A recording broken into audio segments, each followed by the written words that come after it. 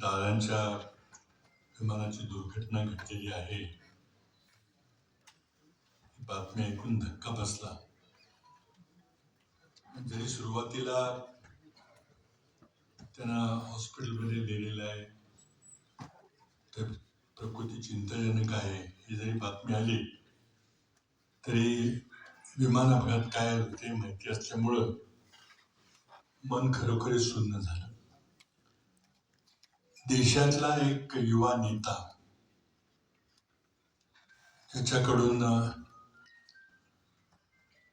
राज्याच्या नेतृत्वाची अपेक्षा होती, काळानं अवेळी राहून गेला. अजितराव आणि मी एका वेळी निवडणुकीच्या राजकारणात उतरलो. 1991च्या लोकसभेला ते बारामती लोकसभा मतदारसंघातून आणि मी कराड लोकसभा मतदारसंघातून निवडून गेलो. दोघांनी एकाच दिवशी शपथ घेतली. पण मग काही दिवसानंतर पवार साहेब लोकसभेत येण्याचा निर्णय झाला आणि दादा विधानसभेत गेले. नोव्हेंबर 2010ला मला अचानक मुख्यमंत्री पदाची जबाबदारी मिळाली आणि त्याच वेळेला अजितदादा पहिल्यांदा माझ्यासोबत उपमुख्यमंत्री म्हणून काम करू लागले. पुढची 4-4.5 वर्ष अत्यंत जवळीक असल्याचा कालखंड होता. दर आठवड्याला कॅबिनेटमध्ये बैठकी होत असत. प्री कॅबिनेट मीटिंगमध्ये काही महत्वाचे निर्णय घेताना चर्चा होत असे. आम्ही दोघांनी मिळून बरेच काही राजहिताचे निर्णय घेतले. दोघांचे पक्ष वेगळे होते. प्रत्येकाला आपला पक्ष कसा वाढेल याची चिंता होती. तरी पण राज्याच्या हिताशी कधीही कॉम्प्रोमाइज करायचं नाही आणि विशेषतः बहुजन समाजाच्या हिताचे निर्णय, शेतकऱ्यांच्या हिताच्या निर्णयाबद्दल दादांनी मला त्यामध्ये खूपच मदत केली आहे, नमूद केलं पाहिजे. विशेष काही जर मी उल्लेख केला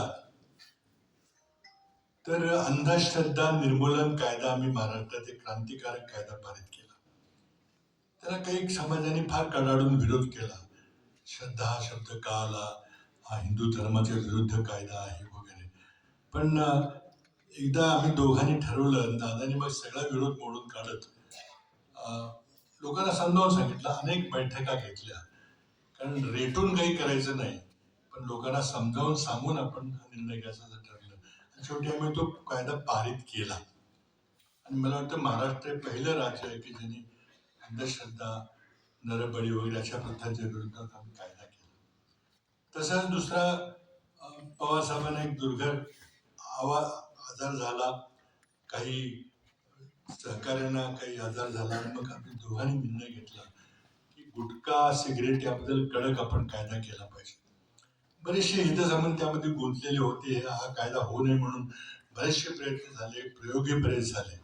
दोघांनी मी निर्धाराने तो कायदा पारित केला. आणि जरी पूर्वीच्या कालखंडामध्ये निर्णय झाले होते पण कायदा पारित नव्हता झाला, कायदा आम्ही पारित केला. अनेक वेळेला अशा प्रसंगी काही अडचणीचे निर्णय घ्यायचे झाले तर आम्ही दोघंही चर्चा करत असतो. त्यामुळे आमच्या किमान आठवड्यातून 3-4 वेळेला तरी बैठक व्हायची. कॅबिनेट तर व्हायची, पण त्याच्या आधी देखील आमच्या बऱ्याच बैठका व्हायच्या. आणि मग त्यांचा करारीपणा, पण त्याचा समजूतदारपणा देखील. तर एखाद्याने समजून सांगितलं किंवा मी काही समजून सांगितलं की नाही दादा, जरी आपल्याला वाटलं असं केलं पाहिजे पण योग्य होणार नाही, लगेच समजून पुढे जात असत की समजून सांगत असत. लॉजिकली जर समजून सांगितलं, तर्कशुद्ध पद्धतीने समजावलं तर ते ऐकत असत. असा तर मी एक निर्णय घेतला की आपण प्रत्येक राज्यात एक मेडिकल कॉलेज काढलं पाहिजे. प्रत्येक जिल्ह्यात एक मेडिकल कॉलेज काढलं. आम्ही हा धोरणात्मक निर्णय घेतला. दादा म्हटले नाही, मला बारामतीला मेडिकल कॉलेज पाहिजे. मी म्हटलं दादा, आपण निर्णय घेतलाय की जिल्ह्यात एकच घ्यायचं. पुणे जिल्ह्यात तर काही कॉलेजेस आहेतच, आता पुढे दुसऱ्या जिल्ह्यात कसं कॉलेज घ्यायचं. त्यांनी म्हटलं नाही फार मोठा जिल्हा आहे इथं पाहिजे वगैरे. आणि मग मला म्हटलं तुम्ही एवढं कराडला एक काढा. म्हणजे कराडला एक मेडिकल कॉलेज ऑलरेडी आहे, इथे काही मला काही संयुक्त वाटत नाही. आणि म्हणून मग आम्ही जे नावं घेतली ज्याचे काही उल्लेख केला ते कॉलेजेस आम्ही सुरू केले. निर्णय पुढे तो निर्णय कायम आहे आणि मला वाटतं की जवळजवळ प्रत्येक जिल्ह्यात एक मेडिकल कॉलेज होईल. त्याची सुरुवात त्या निर्णयातून झाली. आता सातारच्या कॉलेजला थोडा उशीर झाला, त्याला अनेक कारणं आहेत. पण असे हिताचे निर्णय घेताना, शेतकऱ्याच्या हिताचे निर्णय घेताना आम्ही दोघांनी एकमेकाला मदत करत पुढे गेले. ते एक मी या ठिकाणी निश्चितच सांगू इच्छितो की आमचे काही मतभेद पण झाले, काही गैरसमज झाले आणि काही त्यांना गैरसमज झाला की मुद्दाम करून काही पक्षाच्या विरोधात काही निर्णय घेतोय, ते काही खरं नव्हतं. त्यामध्ये माझी चूक आहे ही मी आता या ठिकाणी जाहीरपणे कबूल करतो. ते निर्णय घेणं आवश्यक होतं. ते निर्णय मी पुन्हा घेतले असते, त्यात काही शंका नाही. पण ते निर्णय घेतल्यानंतर मी ते का निर्णय घेतले यामध्ये जर दोघांनी बसून जर चर्चा केली असती तर कदाचित इतकी कटुता वाढली नसती. ती माझी चूक आहे. त्यांना समजावून सांगितलं असतं मी की का निर्णय घेणं भाग पडलं, तर त्यांनी निश्चितच ते मान्य केलं असतं. परंतु पुढं थोडे जरी तणावपूर्ण संबंध राहिले तर त्यांचे जे काही गुण होते, मी माझ्या आयुष्यामध्ये इतका वक्तशीरपणा पाळणारा राजकीय नेता कुठे पाहिला नाही. मनमोहन सिंग यांच्या बरोबर मी काम केलं, ते खूप वक्तशीर असायचे. पवारसाहेब देखील खूप वक्तशीर होते.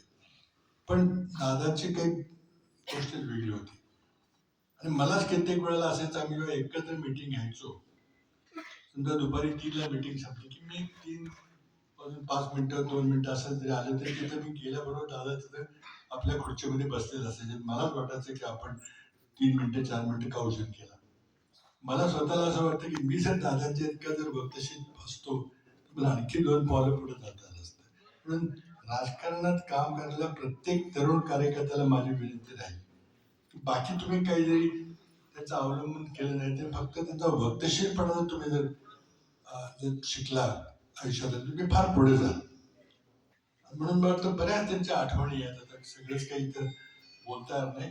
बराचसा स्वभाव त्याचा मी जो पाहिलेला आहे तो जनतेसमोर आलेले आहेत. अनेक प्रसंग आहेत, घटना आहेत. तर खरोखरीच त्यांच्या स्वभावाची तारीफ करावी अशा गोष्टी त्यांनी केलेल्या आहेत. ते निश्चितच थोडेसे उतावळे वाटत असायचे, हे झालंच पाहिजे. मग नियम वागवले, नियम मोडले तरी चालतील, पण मला करायचं.